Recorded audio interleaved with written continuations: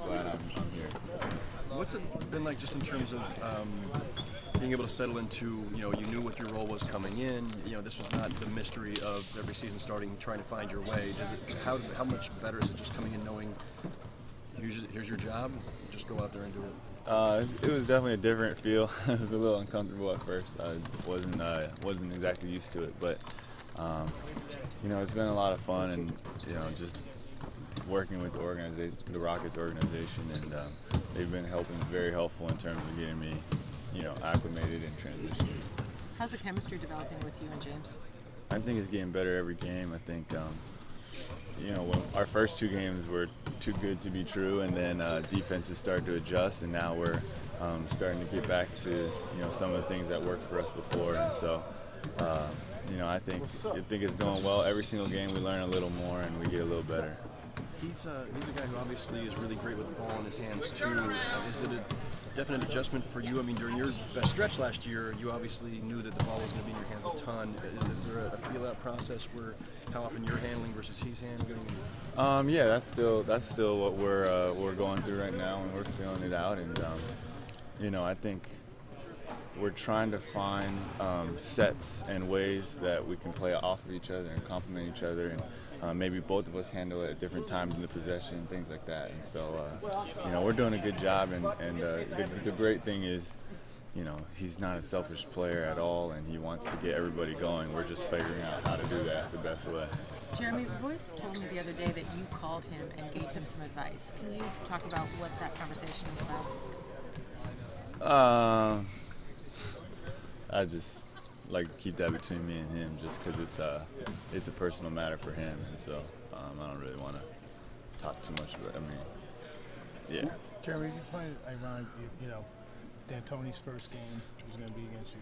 Are you looking forward to seeing him? Have you spoken to him yet? Yeah, I mean, I've kept in touch with him ever since, he resigned from New York, and so I got to catch up with him a little bit towards the end of last season, and then we've just been texting, so it'd be good to actually see him. It'd be weird to play against him. Was the overtime the other night, was it very difficult for you to sit?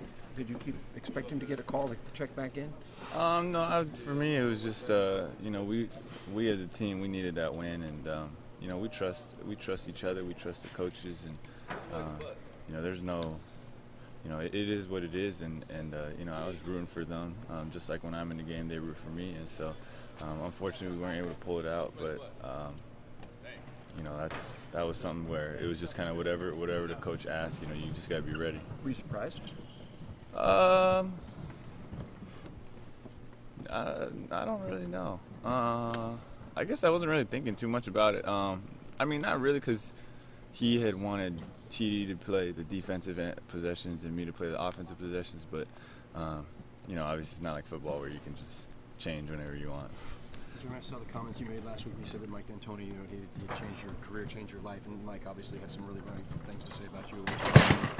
When we talked to him yesterday, that connection between you guys and what you guys were able to do for each other, was obviously really meaningful for that period of time. If things hadn't been the way they were, if he hadn't had to walk away, if Mike were still there this year, do you think that you're still in New York because of the connection you guys had? If he was still there, honestly, I would guess that I'd have a higher chance of being there, but I think the decision at the end of the day was a management decision, and I actually don't know for whatever exact reasons, but I really enjoyed playing for him. It was kind of the time of our lives.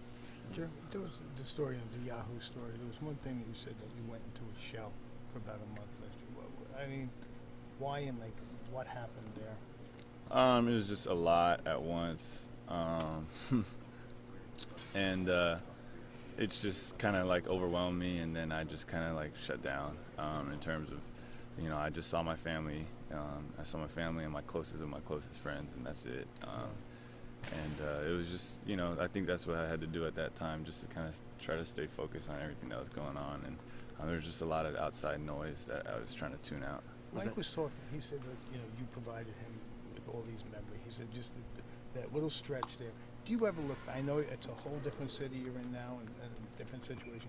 Do you ever look back on that time where you couldn't turn on a TV, you couldn't pick up a newspaper magazine without seeing your name, your face, or whatever? I don't really think, like, when I think back, I don't think about that. I think about, like, the games and, the plane rides after the games and the things that we did as a team, whether it's the funny film sessions or whatever. I think about the memories that we had with our team, our coach, and things like that, and how fun that was.